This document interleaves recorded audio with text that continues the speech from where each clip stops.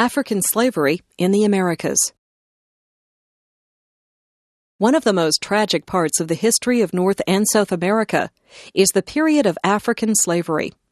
For hundreds of years, many people were taken from Africa by force to work in the fields of many different countries in North and South America. When Europeans first came to the Americas, some of them realized that they might make money by growing crops and selling them in Europe.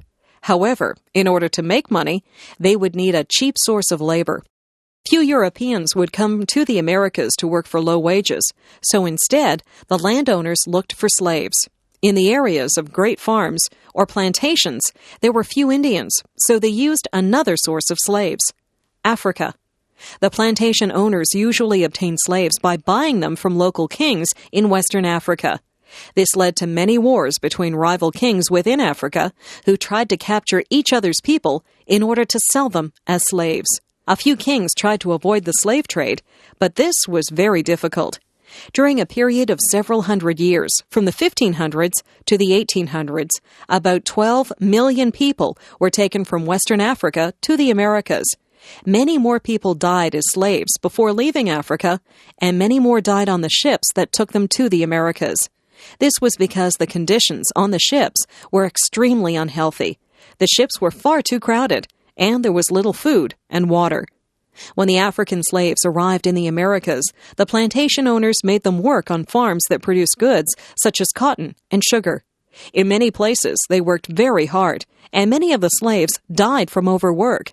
They were then replaced by other slaves who arrived from Africa. However, many slaves survived despite the brutal conditions.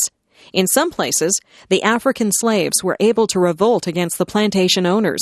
However, this was difficult because the slaves who had recently arrived spoke many different languages. Some slaves escaped into wilderness areas and were able to remain free from the plantation owners.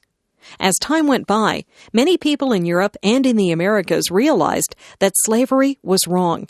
By the 1830s, slavery had been ended or abolished in islands owned by the British and in parts of the United States. In the southern United States, slavery was ended in the 1860s during the Civil War. In some countries, such as Brazil and Cuba, slavery only ended in the 1880s. Today, many millions of people in North and South America are descendants of slaves who were brought from Africa. The effects of slavery have lasted for many generations, and there was much racial prejudice against African people when slavery ended. However, some have achieved success despite these disadvantages. Today, the people of African background in North and South America are a very important part of the population in many countries.